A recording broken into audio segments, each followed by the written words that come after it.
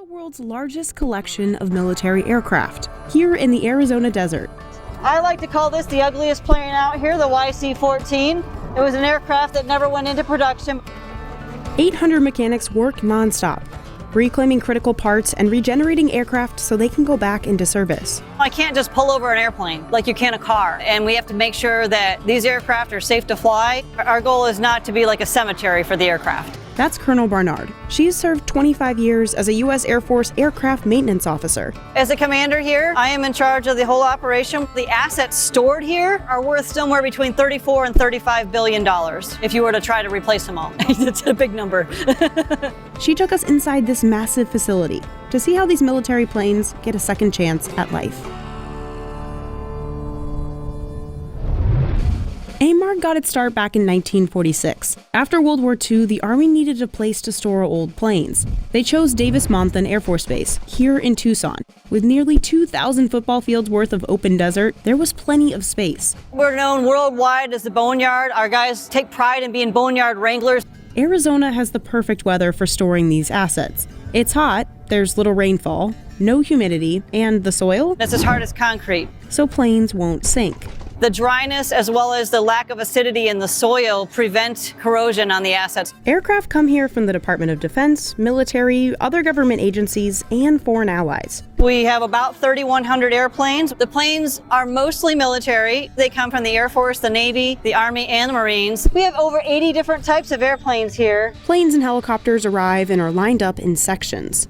So we're driving down Display Row here, or Celebrity Row as some people call it. We do have a sense of humor here. That's our stealth aircraft, which is actually just Wonder Woman's jet. The LC-130s have skis along with their landing gear so they can land down in Antarctica and support the National Science Foundation all across that continent. We're coming up on a NASA aircraft. It's affectionately called the Vomit Comet. Some aircraft will be here for weeks before they're called back into service. Other aircraft can be here for 50 years, similar to this A4 Skyhawk. Each plane goes through a preservation process before it's put in the desert. Those that may fly again are re-preserved every 4 years. They're defueled, then oil is pumped through the engine to preserve it. The black material that we have on here is the base layer that seals up the aircraft. And then later, as you can see the rest of the aircraft around here, the coats on top are white, and those white coats will reflect the heat, so it better preserves the assets all on the inside of the aircraft. Like the inside of the C-5A Galaxy. Inside of the C-5, it's the largest cargo aircraft in the Air Force inventory. I have deployed on these. One of 6 deployments Colonel Barnard's had to Afghanistan, New Zealand, and Antarctica.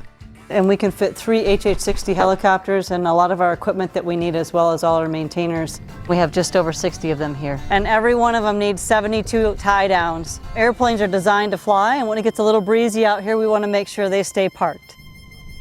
But not every plane just sits around collecting dust.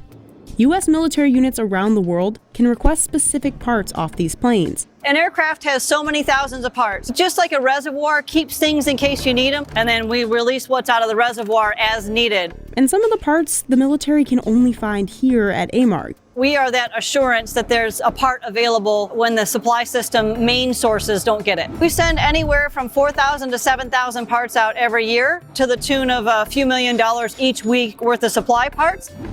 Scott and James here are removing the engines from the back of this T-38 as a reclamation effort because these have been requested to go back into service.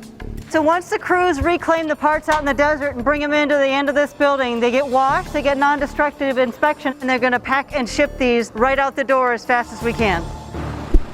But sometimes, instead of being used for parts, an entire